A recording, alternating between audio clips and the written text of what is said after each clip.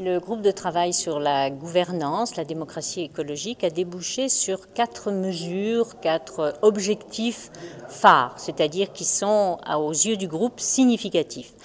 La première grande mesure, c'est celle qui vise à reconnaître officiellement les ONG environnementales comme des acteurs de la société civile à part entière et en conséquence de pouvoir participer à toutes les institutions où s'expriment les acteurs organisés, où les avis sont écoutés. La deuxième grande mesure, c'est celle qui consiste à dire que sur les questions environnementales et de développement durable qui sont complexes, il faut assurer la qualité et l'efficacité de la décision de la puissance publique, qu'elle soit nationale ou qu'elle soit locale.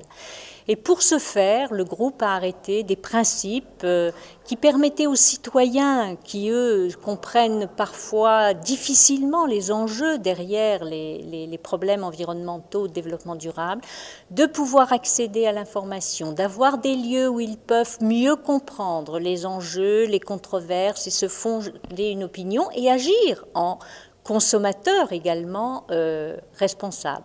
C'est aussi tout ce qui relève de lieux, l'accès à l'expertise et de lieux qui vont permettre à travers le Conseil économique et social de recueillir les points de vue de la société civile avant la prise de décision publique et une idée originale qui est de créer une conférence des élus officiellement qui elle aussi pourrait participer à l'élaboration des décisions de la stratégie de développement durable qui serait de la compétence pleine et entière du Parlement.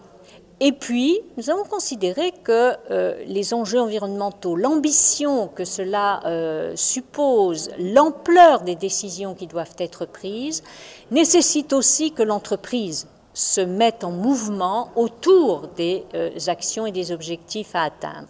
Et là, nous avons aussi arrêté de manière quasi unanime des positions qui visent à ce que les conseils d'administration des entreprises, à ce que les comités d'entreprise, à ce que le dialogue interne social à l'entreprise intègre ces problématiques de l'environnement et du développement durable. C'était un exercice assez inédit en France, original. Je dois dire que j'en suis personnellement très contente, que le groupe a manifesté aussi beaucoup d'enthousiasme, beaucoup de satisfaction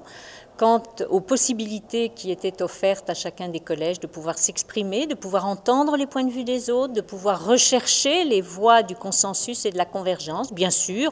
il y a telle ou telle proposition qui a pu ne pas recueillir l'aval du groupe, nous l'avons reconnu, mais au total, c'est un exercice qui, je crois, a été très constructif et qui méritera sans doute d'être reconduit sur d'autres thèmes ou à d'autres occasions.